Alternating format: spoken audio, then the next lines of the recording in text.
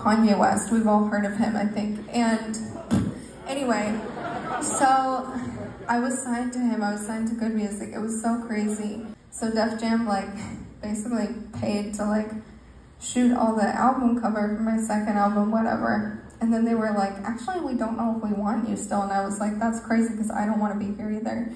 And then they were like, we actually don't want to pay for that. But I had already shot it, and I was like, okay, crazy. And I was like, so do you want me or do you not? Like, you know, what are we doing here? It was like we're in a, I was literally in a situationship with Def Jam Records, or I was like, what are we? And anyway, and they were like, we actually can't keep you or let you go. The only person that can keep you or let you go for your next record is Kanye West himself. And I was like, no problem. However, at that time, he decided he didn't want to use email, and he also didn't have an assistant. So I was like, that is so crazy.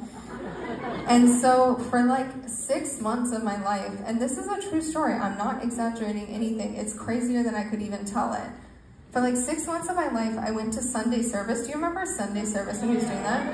I went to Sunday service every weekend of my life for like 6 months or something. And it was like going to someone's wedding with like a contract in your hand, where like I'd go and I'd be like, that was really beautiful, sir. And then I'd be like, can we talk? And every time he was like, okay. And I'd be like, okay.